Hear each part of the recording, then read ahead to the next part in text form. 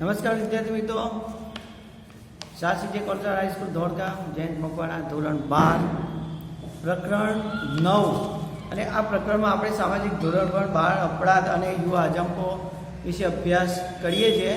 તો પહેલાં આપણે સમાજશાસ્ત્રીઓની વ્યાખ્યાઓ અને આ ધોરણ ભંગ વિશે સ્પષ્ટ કરી. હવે એના લક્ષણોની વાત કરીએ તો સામાજિક ધોરણ ભંગ એ વાર્તનિક ઘટના છે કે વર્તન કરતાં અહીંયા જાણે અજાણે ભંગ થતો જોવા મળે છે અને વર્તન વ્યવહાર અહીંયા ધારા ધોરણ મુજબ વ્યક્તિ સમાજમાં રહે છે એટલે કરવા પડે છે, પણ ક્યાંક ને ક્યાંક ભંગ થતો જોવા મળે છે. બીજું છે સામાજિક ધોરણ ભંગ એ સાર્વત્રિક ઘટના છે. તો કોઈ પણ વિશ્વનો સમાજ વિકસિત હોય કે ઓછા પ્રમાણમાં વિકસિત હોય, પણ સામાજિક ધોરણનું થોડું વધતા અંશે થતું જોવા જ મળે છે. સામાન્યતઃ સમાજનો દરેક સભ્ય ધોરણનું પાલન કરે ઈચ્છનીય છે અને સમાજના તમામ સભ્યો દરેક પરિસ્થિતિમાં આ સમાજ ધોરણનું અહીંયા પાલન કરવું ઘણીવાર શક્ય બનતું નથી, એટલે ક્યાંક ને ક્યાંક અહીંયા ભંગ થતો જોવા મળે છે. એટલે અહીંયા એક સાર્વત્રિક ઘટના તરીકે આપણે ઓળખી શકીએ છીએ. ત્રીજું છે સામાજિક ધોરણ ભંગ વર્તન સાપેક્ષતા ધરાવે છે. સાપેક્ષતા એટલે ઘણીવાર વિરોધાભાસી જોવા મળે છે. આપણા ભારતના કેટલાય રાજ્યોમાં જોઈએ તો એમાં ધોરણભંગ અલગ પ્રકારે જોવા મળે છે. આપણે ગુજરાતમાં જોઈએ તો મદ્યપાન કરવું એ ધોરણભંગનું વર્તન છે, જ્યારે મહારાષ્ટ્રમાં એ ધોરણભંગ ગણાતું નથી. એટલે સંસ્કૃતિ અને મૂલ્યો સાથે સીધો સંબંધ ધરાવતું અહીંયા આપણે જોઈ શકીએ છીએ. આમ અલગ અલગ ધોરણભંગ અલગ અલગ રાજ્યોમાં સાપેક્ષતા ધરાવતું જોવા મળે છે. પછી આ ધોરણભંગ વર્તનનું વૈવિધ્ય છે. તો ભારતીય સમાજ ધર્મ, જાતિ, ગામડું, શહેર વગેરે અનેક પ્રકારે વિવિધતા જોવા મળે છે. અનેક ધર્મના લોકો વચ્ચે જે પ્રાદેશિકતા અલગ છે, ધોરણભંગની શક્યતા અહીંયા વધારે જોવા મળે છે આપણને.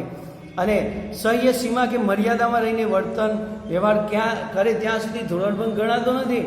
પણ વ્યક્તિ જ્યારે સમૂહ કે સમાજે નિયત કરેલી સહ્ય સીમાને ઓળંગે છે ત્યારે અહીંયા પડકારરૂપ થતું જોવા મળે છે અને આથી આ વર્તન ધોરણભંગ બને છે. પાંચમું છે સામાજિક ધોરણભંગ વર્તન સામાજિક અપેક્ષાઓથી વિરુદ્ધનું વર્તન છે. દરેક સમાજ પોતાના અસ્તિત્વને ટકાવી રાખવા માટે વ્યક્તિના વર્તન નિયંત્રણ સામાજિક ધોરણો ઘડે છે અને તેથી સ્વાભાવિક રીતે જ સામાજિક અપેક્ષાઓ સાથે જોડાયેલી છે અને સામાજિક વ્યવસ્થાની જાળવણી થાય છે.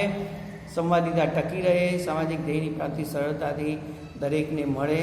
સભ્યો પાસેથી ધોરણોનું વર્તનની અપેક્ષા સમાજ રાખે છે અને અપેક્ષા વિરુદ્ધનું વર્તન થાય છે, એટલે અહીંયા વિરુદ્ધનું વર્તન આપણે કહી શકીએ છીએ. છઠ્ઠું છે સામાજિક ધોરણભંગ વર્તન અનિચ્છનીય વર્તન. સામાજિક અનિચ્છનીય વર્તન આપણે જોઈ શકીએ છીએ. દાખલા તરીકે હુલ્લડો છે, નક્સલવાદ, નશીલા દ્રવ્યોની હેરાફેરી વગેરે અહીંયા અનિચ્છનીય સમાજ માટે જોઈ શકાય છે. યુવા પેઢીને મોટું નુકસાન થાય છે, તબિયતની મોટી અસર થતી જોવા મળે છે. અરાજકતા અને નારાજગી પણ પહેલાંથી જોવા મળે છે. તો આ સામાજિક ધોરણભંગ અનિચ્છનીય વર્તન તરીકે જોઈ શકાય છે. આના માટે અનેક પરિબળો જવાબદાર છે, માત્ર વ્યક્તિ જવાબદાર નથી. નબળું સામાજિકીકરણ આ એક મુદ્દો જવાબદાર છે. બીજો ધોરણોનો નબળો અમલ, કાયદા કાનૂન નબળો અમલ થાય ત્યારે પણ આ અનિચ્છનીય વર્તન વધુ જતું જોવા મળે છે. પછી નબળી સજા પદ્ધતિ. સામાન્ય સજા થવાની હોય તો વ્યક્તિ કહે છે કે અમે આ ધોરણ ભંગ કરીશું અને સજા ભોગવી લઈશું. તો જો કડક સજા હોય તો વ્યક્તિ ધોરણ ભંગ કરતો અટકી શકે છે. પછી ધોરણોનો અસ્પષ્ટ વિસ્તાર, ભ્રષ્ટાચારી અમલી તંત્ર, ધોરણો વચ્ચેની વિસંવાદિતા. પછી બચાવ પ્રયુક્તિ અને સામૂહિક સંચારના માધ્યમો યાને સમૂહ માધ્યમો દ્વારા પણ ધોરણભંગ વર્તનની સ્થિતિનું નિર્માણ કરવામાં એ સહાયક બનતા હોય છે. ઘણી વખતે આવું બનતું હોય છે અને ધોરણભંગ વર્તન માટે હાનિકારક હોય છે એવું માનવામાં આવે ત્યારે આ બાબત અહીંયા આપણે ખાસ જોઈએ છીએ. તો ધોરણભંગની ઘટના ઘણી વખતે સમાજને પરિવર્તન કરવા માટે મદદરૂપ પણ બનતી હોય છે અને કેટલાક વિશ્વમાં એવા બનાવો પણ બન્યા છે. દાખલા તરીકે આપણે ભારતની જ વાત કરીએ તો રાજા રામ મોહન રાય સતી પ્રથાનો વિરોધ કર્યો. તો એ સરકારના કાયદા કાનૂન દ્વારા સામાજિક રૂઢિઓ પ્રમાણે એક પ્રચલિત વિભાગ હતો અને એક સમસ્યા હતી કે ભાઈ અહીંયા જીવતી સ્ત્રીને એના મૂળ પતિ પાછળ સતી કરી દેવામાં આવતી, સળગાવી મારવામાં આવતી હતી.